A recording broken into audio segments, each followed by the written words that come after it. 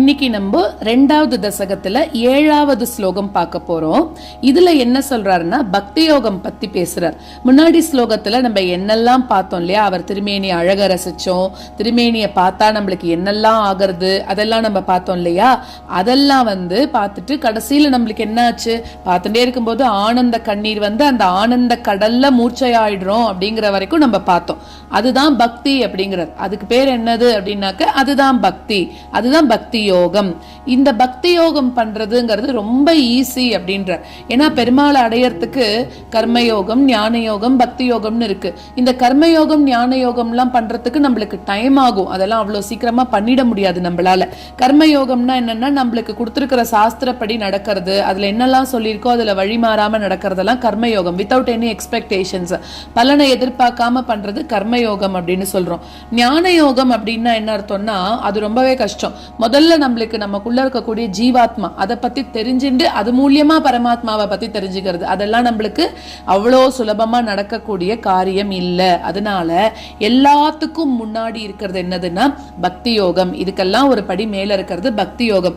பக்தி யோகம் பண்றது எப்படி அப்படின்னா ரொம்ப சுலபம் அப்படின்னு யோகிகள்லாம் சொல்றாளாம். என்ன அதுக்கு என்ன பண்ணணும், பக்தி யோகம் பண்றதுக்கு என்ன பண்ணணும், ஒன்றும் கிடையாது. அந்த பெருமாளோட அழகை நம்ம ரசிச்சுட்டே இருக்கணும், அந்த அழகுல ஈடுபட்டுட்டே இருக்கணும். அந்த அழகுல ஈடுபட ஈடுபட அவருக்கும் நமக்கும் ஒரு காதல், அதாவது அன்பு வரும் நம்மளுக்கும் பெருமாளுக்கும் நடுவுல.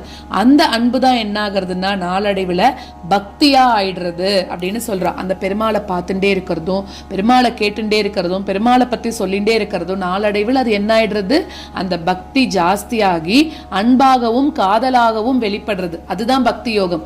அப்படி இருக்கும்போது என்ன ஆகுறதுன்னா பெருமாள் நம்மளுக்கு மேல மேல நம்மளுக்கு சொல்லி தரார், ஒரு ஒரு படியா நம்மளுக்கு அமைச்சு கொடுக்கிறார் பெருமாள். கடைசியில நம்மளுக்கு முக்திக்கு வழி அவரே அமைச்சு கொடுக்கிறார். இதே நம்ம கர்மயோகம் ஞான யோகம் எல்லாம் பண்ணணும்னா பெருமாள் வெயிட் பண்ணி பார்ப்பாரு நம்ம என்ன பண்றோம் அப்படிங்கறத. பட் இந்த பக்தி யோகத்துல நம்ம பண்ற பக்திக்கு பெருமாள் ரொம்ப சந்தோஷப்பட்டு, ஆஹா என்னோட பக்தன் இவ்வளோ அழகா நம்மள்ட்ட பக்தி பண்றானேன்னு அவர் ஒரு படி கீழே இறங்கி நம்மளுக்கு இன்னும் என்ன பண்ணணும்னு பக்கத்துல இருந்து நம்மள கைட் பண்ணுவாராம். சோ அது மாதிரி சிரமம் இல்லாம பண்றது பக்தி யோகம் அப்படின்னு சொல்றான்.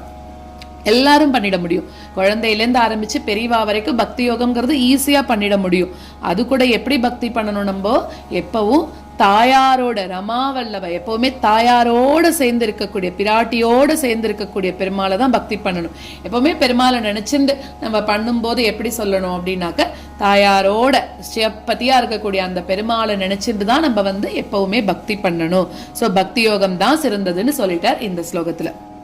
ஏவம் பூததயாஹி பக்த்யபிஹிதோ யோகஸ்ஸ யோகத்வயாத் கர்மஜ்ஞான மயாத் ப்ருஷோத்தமதரோ யோகீஸ்வரைர் கீயதே சௌந்தர்யைகர சாத்மகே த்வயி கலு பிரேம பிரகர்ஷாத்மிகா பக்திர் நிஸ்ரமமேவ விஸ்வபுருஷைஹி லப்யா रमा वल्लभा एवं भूततया हि भक्त्यभिहितो योगस्य योगद्वयात् एवं भूततया हि भक्त्यभिहितो योगस्य योगद्वयात् कर्मज्ञानमयात् पुरुषोत्तमतरो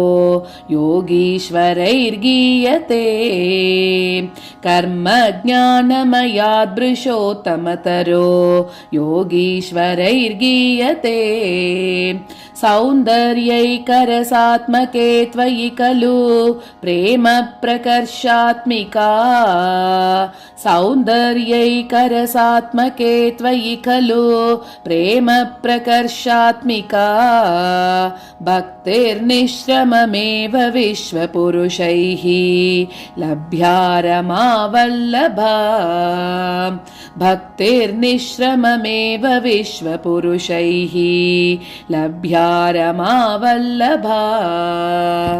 एवं भूततया हि भक्त्यभिहितो योगः स योगद्वयात् कर्म ज्ञानमयाद् वृषोत्तमतरो योगीश्वरैर्गीयते